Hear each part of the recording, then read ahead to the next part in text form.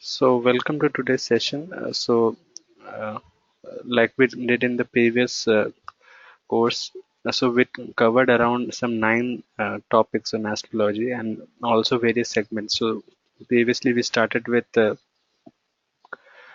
individual planets, how to deal with it, how to understand conjunction and aspect, and then we went on to coordinate system, that how coordinates can influence and how to check the accuracy of coordinates and why coordinates should not be considered alone, why it is not proper to see that alone. So now we will have some basic approach on how to deal with a chart, how to approach a chart. So we have certain concepts here, how to start with it. So first of all, I would say that most people, what they do is they have acquired some of the concepts, like there is D9 chart, there are divisional charts, and then there is coordinate charts, and these concepts are quite useful compared to looking at only Lagna chart. So what people do it, they directly jump into Navmansha or Dashmansha or into the coordinate chart, and they start making the conclusion straight away, which is not the proper way to deal with it. And even at some stage, even I was doing that, and I did not find it proper results at that time. So there are few precautionary measures that you need to take, and you need to be aware of certain situations. For example, when you analyze a complete situation, you first understand its surface level, what it seems from outside. Then you try to deeper and try to understand that what are the granularities of the uh, subject, and then you try to dip uh, deeper. So this is how the analysis should be. So here also I have a similar approach, that generally start with taking as a general case study, that generally I have a chart at let's say a Lagna chart or a Rashi chart that I have. First, my approach should be to just have a look at it, just to have an understanding that how all planets are aligned, and on basis of that, I should proceed to another step, my next step. So just have a general look at the ascendant, moon, sun. Like I said earlier, moon, sun, and ascendant lord should be first to analyze, and then move to rest of the planets. Then analyze the entire personality of the person. Then move to deeper granularities of what is the question of the native, what he is asking about, and what conclusion should you make. So this should appropriately take you some 15 minutes of analysis. So first of all, take your time, make certain analysis, have a bit of understanding or interpretation of the chart, and then make a judgment. So this is basically when a question, someone approaches you with a question, make a general study, make an analysis, uh, then make your analysis to question specific only, and then provide the conclusion. And here, when it comes to dealing with the charts, first look at the Lagna chart, the Rashi chart, analyze it very well. uh, on a surface level also, you should have a clear idea that if these are the conjunction or these are the planetary alignments and aspects that are happening, then what should be my uh, I would say conclusion, or what should I expect from these. So these things must be clear. Then when you go to the second level or the questions level, that what dasha I'm going through, or how will be my time. So these are the main questions that you come across from a person. So for that, coordinate, start, and karak are best. These can answer you these questions. If you go deeper and try to analyze the more granularities of the chart, then divisional chart will work well. So divisional chart I have not taken yet, so I will be taking in further classes. So we will talk about divisional chart there. So till now, let us take some case study and try to understand. Here I have chart of Mahatma Gandhi. So now what I will do is I will pause the video and ask you to analyze this chart. Take some time, go through this chart and try to understand. I will give you 2-3 minutes. So also for the viewers who are viewing this video on YouTube, I will request them to pause the video and analyze this chart, and then be prepared with what are the conclusions that you can make from this chart. Okay. So here, when you see the chart, first of all, Lagna Lord, this is Libra ascendant. Being the Lord of Libra, Venus is placed in the ascendant. So first of all, you should understand that when the Lord of Lagna is placed in the Lagna itself, it is in the most comfort zone. So let's say you are the owner of the house and you are deposited in the same house, then that will be the most comfort position for you. So first of all, uh, people who are born with ascendant lord in the ascendant, they are, I think, I would say, in the most comfort position, or actually life has already provided them a bit of a better situation compared to other. On contrary, if the lagna lord is placed in sixth house, eighth house, or 12th house, then towards this initial phase of your life becomes a bit struggling, but not from this.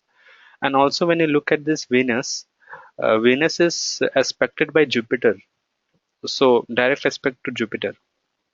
So first thing, so let us start connecting the dot. Venus is an ascendant lord in the ascendant. Venus being the lord of, so Venus being a benefic planet is placed in ascendant along with the ninth lord. And ninth lord here is the Yog Karak. So this is Mercury. Venus Mercury forming a good Yog here, and also two Shubh Grah, or I would say benefic planet, in the ascendant, and it is aspected by Jupiter. So first thing that I can make out here is that person will be born in a very rich family or a very well-to-do family. This person cannot be born in a poor family, because yoga doesn't suggest that. All planets which provide comfort to a person are already in good place. So first dot that I've connected, that person should have been born in a, or should belong to a very rich or a well-to-do family. If not rich, then upper middle class. Second, when you look at it, uh, as I said, go for moon and sun. So let us look at position of moon. Moon is placed in 10th house, Kark Rashi. So regarding Kark Rashi, I would say many people have seen with Cancer sign, and one thing I should say about them is that they are very good at heart, very caring with nature. I have come across many Kark Rashi people, and they are very good at heart. So one good thing about these people, but only problem here is this moon is conjoined with Rahu, and there is no other planet apart from Uranus. So Uranus we don't consider in Vedic Jyotish. Apart from that, if I say, no other planet is there on the either side of moon. So this is Kendram Yoga, and moon is along with Rahu. So second point that I get is this person will change his mind very often. Maybe today he started thinking about something, and after a Okay. day or after a week, he might change his mind. Because I have seen this So in this is an indication for a weak moon, right? Because moon is not conjoined with any planet, and neither in the adjoining houses. So this is what you said was an indication of a weak moon, right? yeah, in a way it is weak moon. So see here, weak moon I would say from two perspectives. First thing is that Kark Rashi, being a person of with Kark Rashi, uh, his mind will be very caring. He will be a very caring person and very soft at heart person. That, but how strong he is mentally, that we will look at depending upon how is the conjunction of moon and what are the planets that are on the adjacent sign or are in conjunction with moon. So there we don't have any planet. So that is where moon becomes weak. And also having Rahu, it will make mind very wavering. This person cannot stick to the same decision for long. For I would say for more granularity, we should look at the divisional chart as well, but we will cover that later. Right now, only up with looking at the Lagna chart, what all we can conclude, we'll talk about this. So this is about moon. Second dot or second point that we have connected. Third point here is sun. So sun, as I said, so 12th house and second house is for your eyes, as I said earlier. And sun is placed in the 12th house. So person will be having some issues with his eyes. If this person was born in current era, I would say after the age of 12 or 15, you'd have got specs. But as he was born some 150 years before, I think norms were pretty different then. Body would have been weak considering Sun in the 12th house, but again, the savior here is ascendant Lord is in the ascendant. So when you get all the facilities, or you are born and brought up in a very good, well-to-do family, then obviously, so there is no reason to be malnutritioned or getting not getting proper diet. So that is taken care by good ascendant. But otherwise, if you would have been born in a, I would say, a middle class or poor family, then it would have been a problem. So here Venus has been a savior. Saturn in the second house. Now we all know that second house is for speech, what we speak, and here we have Saturn. Saturn could also be one of the, I would say, significator of separation from your family. So as you all know that second house is for family as well, Kutumbhav, what we say. So Saturn in the second house takes you away from your family. So we all know that at a certain age, at the age of 14 or 13, he went, I think even more than that. So I'm not sure about the age, but yeah, he moved away from his family and he moved to South Africa and he stayed there for a few years. So most of the people I come across, they ask me that do I have any yoga for foreign settlement or moving to foreign, you know. So for them, I would suggest that do look at your second house and your fourth house. So fourth house stands for your motherland. Second house stands for your even for your family. Or so I would say when you are born, there is an addition to a member to your family, so your family increases. So this is how you should take it. So this is mainly of your family. And malefic on both the sides, or I would say second and fourth house both have malefic, will actually land you up in some other country. And when you also see that Lab, the Swami of Labsthan or 11th house has moved to 12th house. This also shows that his income might come from foreign countries, or even Sun is the Lord of recognition. Whatever you do from that, whatever recognition you get, that comes from Sun. And Sun moves into the 11th, 12th house, shows that you might get recognized after moving to 12th house or foreign lands. So these are the key features that you can look at a chart. Now, this was the general analysis that I did. After, if you have any specific question on that chart, we can discuss on that and then we can get to a conclusion. But otherwise, this should be your approach, that how you are going to look at a chart. Okay. Okay. So let us take the second case study for today. So this chart is of Akbar, third Mughal emperor. So pause. So I would request you to pause the video for 2 minutes, have a look at it, understand the chart, and try to assert that what should how should we go about this. So here in this, what I have done is I have gone to this date on Stellarium software, and I've tried to view that. Is it exactly the same Kundli what I've got from different sources? So just try to recheck that. So here I can see Saturn and Venus are closely conjunct and Jupiter is somewhere here, the Swati Nakshatra. After Chitra, it has moved to somewhere near to Swati, and Swati will be in Libra, Tula Rashi. So degrees of Jupiter will be quite less. I think close to zero. So we have to check for that. Actually, boundaries are not mentioned here properly. So I can say that Jupiter, Saturn, and Venus should be together. So they are together. Uh, Next, my Sun. So Sun is placed in Vrishchik Rashi and Mercury is placed in Dhanu Rashi. So Sun is in Vrishchik Rashi, Mercury in Dhanu Rashi. Now next should come my Mars. So Mars, if I have it here. So here I have Mars. Mars is in my Makar Rashi. So it has been placed well. Lunar nodes, it is showing that it should have been in Kumbh Rashi. I'm not checking that. So let us skip. And Moon is in Mithun Rashi.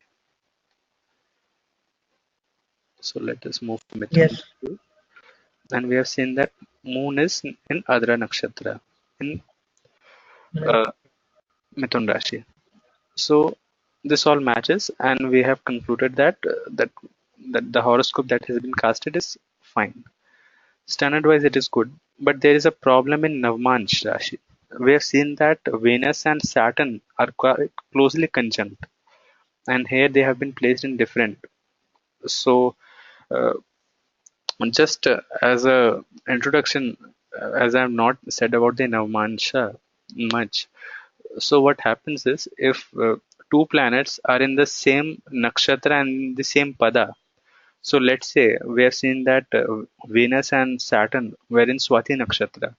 Sorry, it was not Swati. So I think Jupiter was in Swati and they were in the next nakshatra that comes after Swati. So it was Vishaka, right? So let's say if they were together in Vishaka nakshatra and every nakshatra is divided in four padas, and uh, just looking at the chart or looking at the planetary alignment, I can say that they should have been in the same pada because span of one nakshatra is around 13 degree and 20 minutes. And because they have four padas in every nakshatra, so one pada should be of 3 degree and 20 minutes. So if I look at this conjunction is very close, and I don't think it should be. It will be more than 3 degree 20 minutes. It will be less than that, or I can say that their degree should have been more or less, by and large, not more than 1 or 2 degree. But here, what I see is in the Mancha chart, they have been put into different rashis. So there is a problem with this Navmansha chart. So I'm not going with this Navmansha. I will stick to this Rashi chart only. So Okay. So this was about the chart. Let us go back to this analysis and let us try to understand that how we can make out here. So first of all, when you look at some chart which is 500 or 700 years ago or even before that, so you should be cautious with few things. First of all, the casted, if they have casted this horoscope in a certain software, then check the accuracy of that software because it is very likely that they won't get it right. And we have just seen that the conjunction of Saturn and Venus was quite closer, but at the same time, in this Navmansha chart, we have seen that they are put together in different rashis, and also the separation between them is quite far. If you see that Venus is placed in two rashis before Saturn, so that is a problem. And also, let us start analyzing this chart. So we only take into consideration this Lagna chart, and let's see what we can conclude out of this. So first of all, as yes, you said, it is correct. So Lord of Ascendant, this is Libra sign, and Lord of this in the Venus is Venus, and it is placed in the Ascendant itself. So very good placement for Venus, and also Lord of fifth house and fourth house is with Venus. So first of all, it is a very good Raj Yoga, a very good Raj Yoga to have because first and fifth Lord, if they are together, then it is supposed to be one of the best Raj Yoga in your horoscope, because this is Okay. you, your ascendant, yourself, and when it conjoins with your buddhi, then these people are, I would say, because in a way it is considered very good. You yourself and your buddhi, it is very much under your control. So it is one way to look at it. Another way could be it forms in various Raj Yogas and Dhan Yoga. One Dhan Yoga is mentioned that if first house lord and your fifth house lord are together conjoined with in one of these houses, like first house, fifth house, ninth house, and 11th house, then it also forms a Raj Yoga. So obviously, when you're looking chart of an emperor, you should expect some of the Raj Yogas. So there we have this. And also, when you look at Sun, being the lord of 11th house, is in second house. So whenever there is a combination between second lord and 11th lord, or is there any exchange between their houses, it is seen as a very good Raj Yoga, especially a Dhan Yoga, because this is your acquired wealth and this is what you have earned through your efforts. And if there is an exchange or a combination between two, it is said that you will Okay. possess a lot of money in your life. So Okay. another good view from Dhan perspective. Now, when I look at into the granularities, you see Venus and Jupiter are conjoined together. Jupiter is always said to be good in ascendant because it gives you wisdom. Uh, but here in this chart, there is a problem. Jupiter is not a good planet for Libra ascendant, at least, because it is Lord of third house and sixth house, and these two houses are not considered very good uh, when it comes to giving results. So that is why when Lord of Lagna is it with third and sixth house, and also with eighth house, because Venus is also the eighth lord. So you see, sixth lord, eighth lord, ascendant are together. So it is also, I would say, a very bad yoga to have.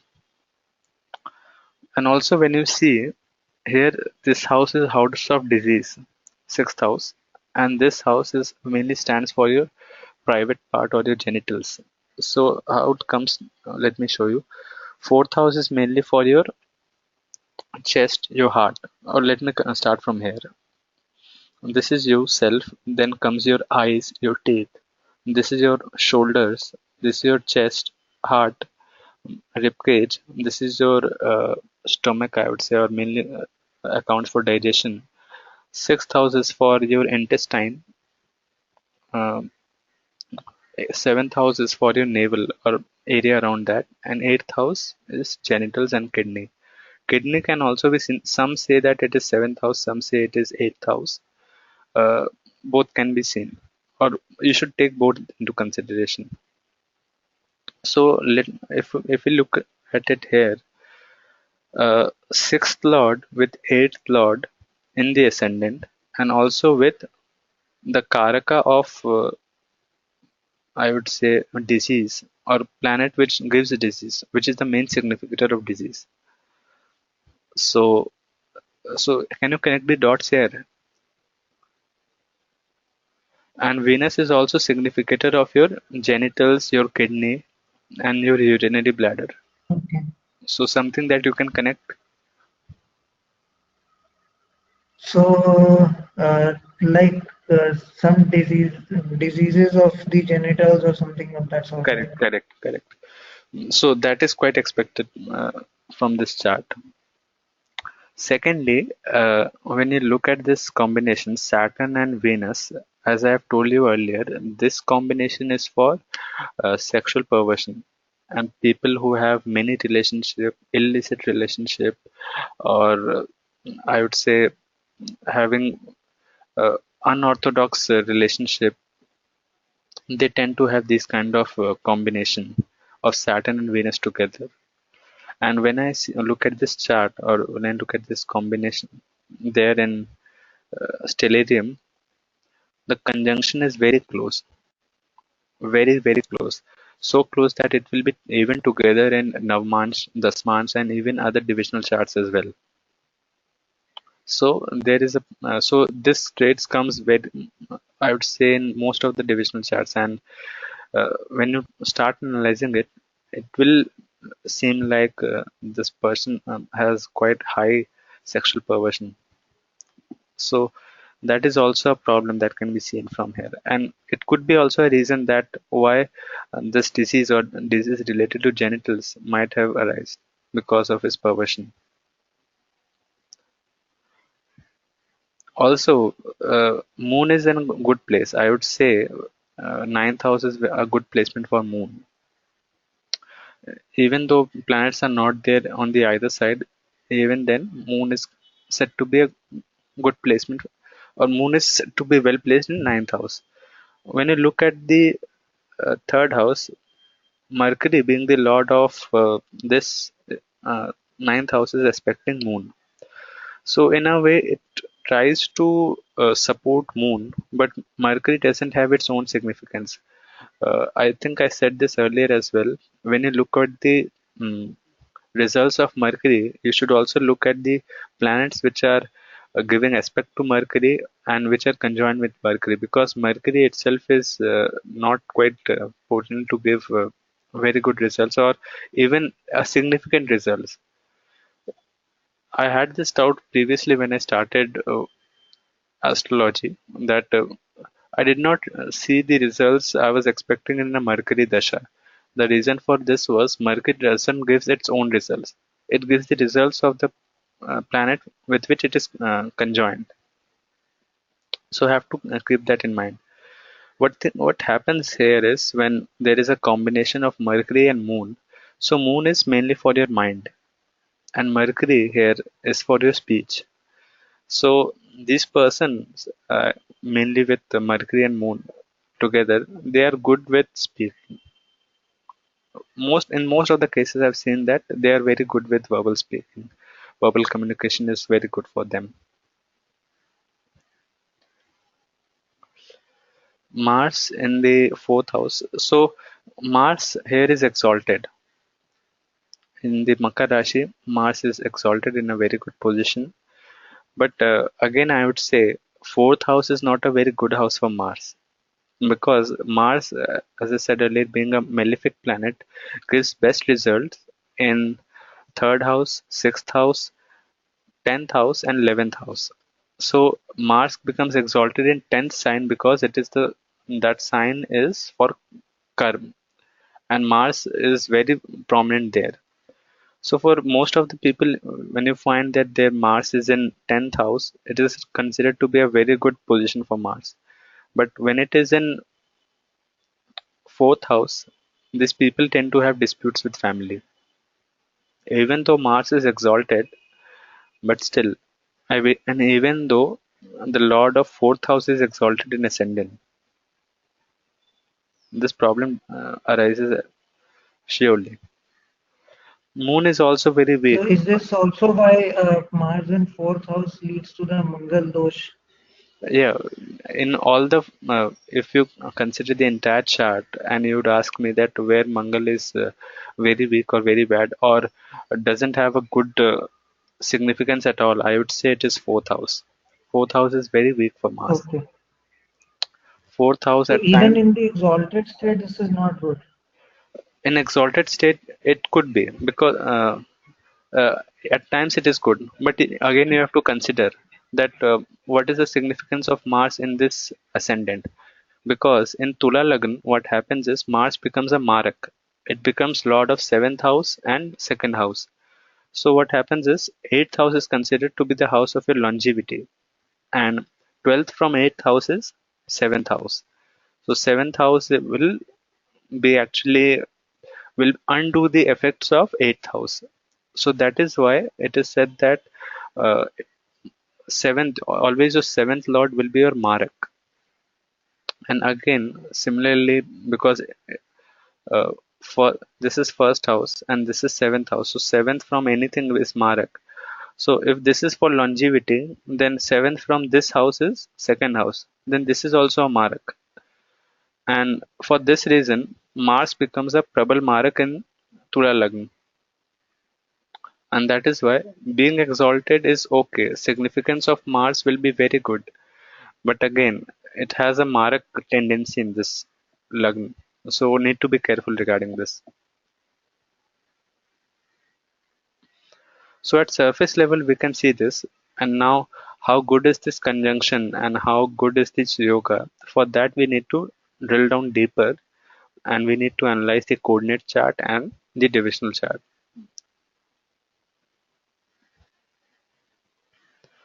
So here I have a case study for you. So just go through this chart, take some time, and let's say how you can analyze this chart. Okay, so now tell me. So the ascendant lord is Mercury. It is placed in the ninth house, Hmm.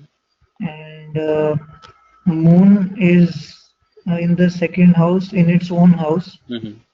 So should be it should be a good thing with respect to the family because it's like or your basically your inheritances because I Yeah. think that's what the second house Hmm. represents. And Inheritance mainly comes from Saturn is in eighth house. Inheritance comes from eighth house. So there is, uh, I think, inheritance. Generally, it is eighth house considered. Second house is okay mainly part of being a part of for your family. Yeah, and okay. So the moon is in that house, so should be. I think this should include. This should indicate that the person will be pretty inclined towards their family and mhm, um, pretty much dedicated because the moon is in its own house. correct, Then correct, Saturn being in the eighth house of longevity, this person should expect. We can expect that this person should be very long living. yeah, that is Um, also good. okay, apart from that, uh, Ketu in the 12th house also is, I think, good. Hmm. I don't really remember the reason, but that is there. And Jupiter is the lord of the 10th house and is aspecting the 10th house. Hmm. So should be pretty good for the career as well. And Venus is in the 12th house, so I think the career should be something to do with all the basically the industries that are associated with Venus, that is luxuries and those things. So those are the things that I can gather from this. Okay, so yeah, few good points that you have mentioned. So let me um, tell you in more deeper. So first of all, as you said, Gemini ascendant, Lagna Lord is Mercury. Mercury is placed in the ninth house. So okay, good position for Mercury to have, and even when Lord of Lagna goes into the ninth house, it is a very good placement considered for that planet. And also, uh, when you see the next sign of Mercury, there is Venus. So here it is 2.8 degree, and this is 8. So nearly uh, 36 degrees apart. Anyway, but a good exalted planet on the next sign, so that will be beneficial for this as well, Mercury. So one thing that you have missed out, that I told you in my previous classes as well, that if Moon and Sun are both opposite to each other, then that improves or enhances the capacity of Moon or enhances the capacity of mind. Yes, and that person is able to grasp more things. His actually grasping capacity is quite higher compared to others. So And basically born somewhere near Purnima. yeah, correct, correct. So there you see it is 0.20 degree, 0.20, and here we have 22.49. So I would say a day before Purnima he was born. And also, so as I said, this is also a trait found in most of the people who were good in studies or who have been topper throughout. So, and also when you look at the position of Moon is placed in the second house. Second house, I would say mainly the information that you have gathered. so far.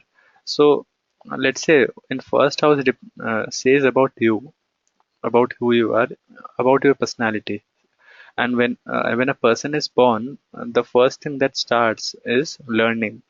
The person starts to walk, starts to learn how to walk, how to sit, uh, how to speak. So basically, the most elementary learning that starts in your life is from second house. And when second lord moon is placed in the second house and getting the full aspect of sun, being in the full capacity, as I said, it is near to Purnima. So you can think that the person will be good at grasping most of the elementary things in his life. So this was an analysis of moon. And after this, if I look at the Okay. position of Mars in the ascendant, Mars is lord of 8th house and 11th house. So again, Mars is not a, uh, I would say, whole good houses in this Lagna specifically. So Mars is not a yoga for this Lagna. Instead, it is actually a kind of, I would say, trouble creator in this Lagna. And Mars and Mercury are not friendly to each other as well. So positioning of Mars in the ascendant might give this person a bit of health issues because sixth lord in the ascendant shows a bit of health issues. Okay, and as I said earlier, uh, this Rahu is placed in the sixth house for malefic and Pap Graha like Saturn, Rahu, Mars. I've said earlier that third house, sixth house, 10th house, and 11th house are the best position for these. Rahu in the sixth house, I would consider that it is one of the best position for Rahu, best Okay. placement for Rahu. Right. Right. Sixth house and 11th house. These are the best two possibility that Rahu would or Rahu could be placed.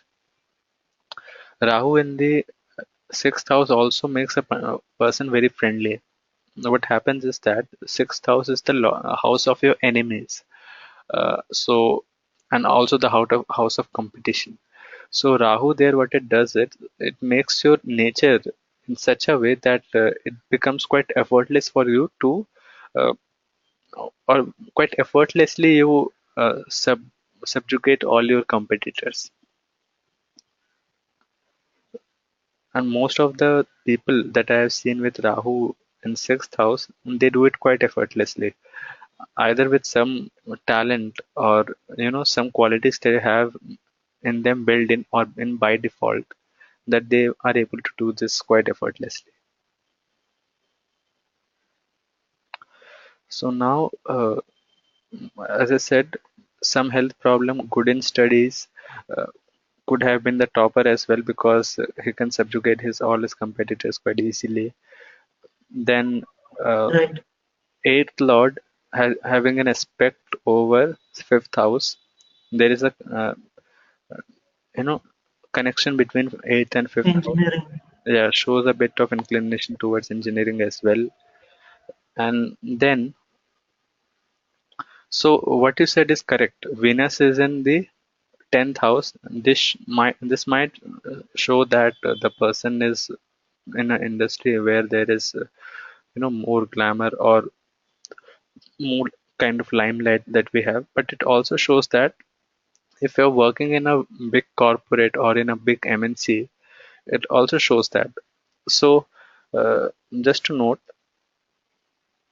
Venus is placed in the 10th house, and it is expected by Saturn as also. Saturn third drishti is on Venus, and Saturn is the main controller here because Lord of 8th house, it is in own sign, and it is aspecting 5th house and also your 10th house. Your 10th Lord is Jupiter. So you see, Venus is also the 5th house Lord. 5th house Lord in the 10th house, and Saturn is aspecting both of them. So here Saturn is the main planet which determines your career. Venus can be the guiding factor, or you can say that the ambience that will be there in the workspace will be provided by Venus, but work will be related to more or less in uh, proximity with Saturn. And also Jupiter is respecting this Venus and aspecting its own house, so career will be smooth. As you mentioned, career will be without any break and will be very smooth. So there we have connected the dots. Very good uh, in studies. Uh, could have been the topper as well. Have a engineering kind of bend of mindset. Also, he could have worked in a corporate or an MNC after graduating.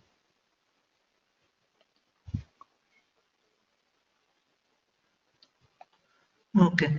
So these are the few things that we have seen after looking at the chart. So first, after this, if you look at yeah, this chart is of 92. I think it is of 93, February 93, because Sun is in this Capricorn, so it has passed from Makar. So it is in Makar Rashi, and so the person will be born after Makar Sankranti. So will be in the month of February. So when you look at more granularities, like what is the dasha that the person was going through, then you can make out more uh, in this. So this was all from my side for today. So if you have any questions, let me know. Also, if Mars is in the ascendant, is there anything that can generally be said? Because I thought that it would make the person pretty assertive. Does it actually happen, or is it like not the case? Uh, Most of the time when I have seen that a person has Mars in the ascendant, then it is a kind of mixed feedback that I have got. In few of the cases that I have seen that Mars doesn't do very good at first house. But otherwise, if it is in third, sixth, 10th or 11th, it shows very good results. If it is in first house, mostly what you can make out is there will be some issues in his married life because Mars will be expecting his seventh house. Okay, okay, And right. also uh, what happens is this becomes your head when you analyze the entire chart. Mars in the second, first or 12th house, very person might is expected to be very hot-headed. Okay. So, is it the case that if that for certain lagnas, like where Mars is actually the lord of the lagna lord, and it is Mhm. placed in the lagna itself, Mhm. or either it is exalted, then or then this bad, bad effects of Mars being in the ascendant are actually mitigated. Yeah, it is kind of nullified. Yeah, let me take an example.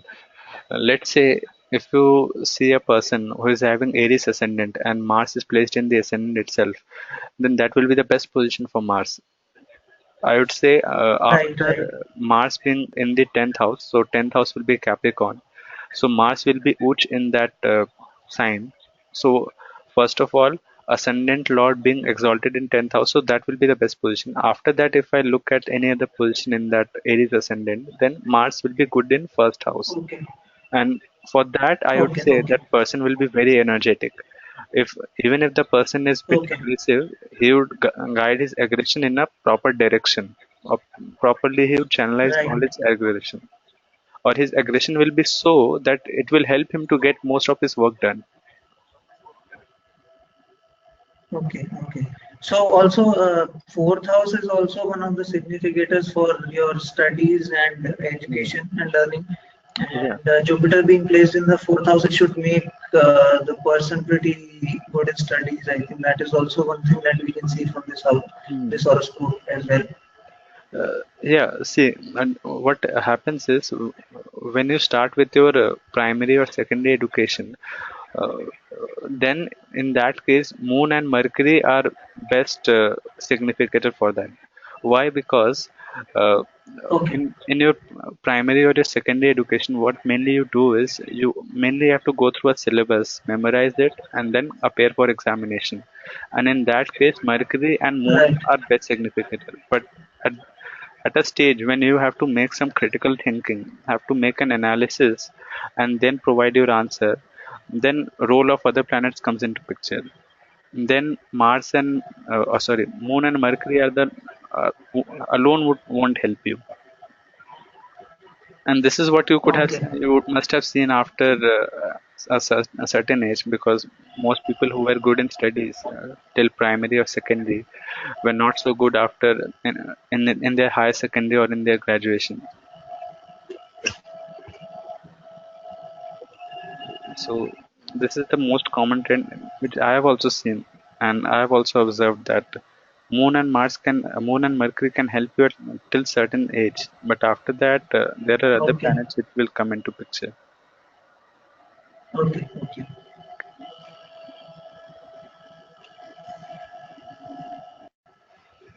Okay then. So this was all I had for today. So next session I think I'll be taking on some other case study. So let us decide on that. That will be again on second week. Okay. Okay. So So till you'll then. be taking the class next week. Yeah. So I will be taking it every week. Yeah, so it will be every weekend. Yeah. Yes. Okay then. Thanks for joining in. Thank you. Okay. Thanks.